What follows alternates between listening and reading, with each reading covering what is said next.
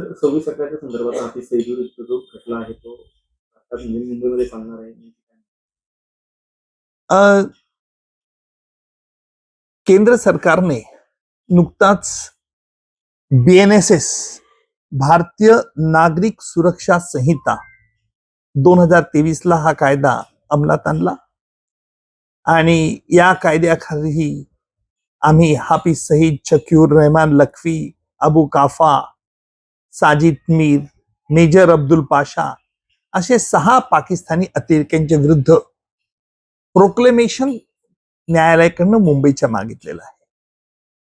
ही नवीन तरतूद आपल्या कायद्यात जरी असली तरी पूर्वी देखील क्रिमिनल प्रोसिजर कोड मध्ये यासारखीच एक तरतूद होती.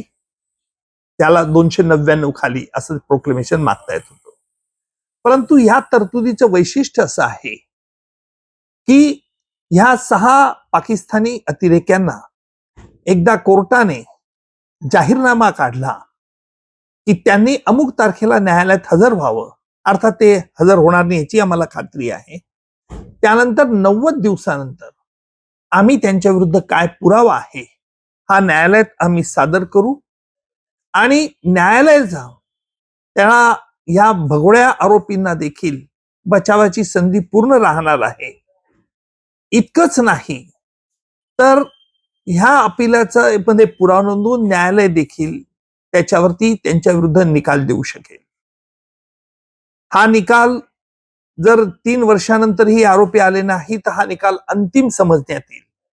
यात महत्वाची बाब अशी आहे की अजमल अमीर कसाब आणि त्याचे 9 मयत साथीदार यांनी मुंबईवर जो हल्ला केला होता त्या हल्ल्याचा मागचा हेतू भारताशी अघोषित युद्ध सुरू करण्याचा होता. हा आमचा आरोप आम्ही न्यायालयात केला होता आणि न्यायालयाने तो आरोप सिद्ध झाला असे सर्वोच्च न्यायालयाने देखील मानलेला आहे. प्रश्न असा येईल की या निकालाचा आपल्याला काय उपयोग होईल. खरं म्हणजे स्पष्टच बोलायचं, या निकालाचे दूरगामी परिणाम होऊ शकतात. कारण आतापर्यंत पाकिस्तानने या 6 अतिरेक्यांना ज्यांच्या विरुद्ध आम्ही भक्कम पुरावा डेव्हिड हेडलीची साक्ष घेऊन न्यायालयात दिलंय, पण पाकिस्तानने या 6 अतिरेक्यांना आपली बाळं म्हणून संरक्षित ठेवलेलं आहे. परंतु आम्ही याच्यावरती भारत सरकारतर्फे याच्यावरती आंतरराष्ट्रीय दडपण पाकिस्तानवरती आणता येईल. कारण एकदा भारताच्या एक स्वतंत्रशा न्यायव्यवस्थेने हा निर्णय दिल्यानंतर माझ्या मते भारताला हा मोठा फायदा होईल असं माझं स्पष्ट मत आहे.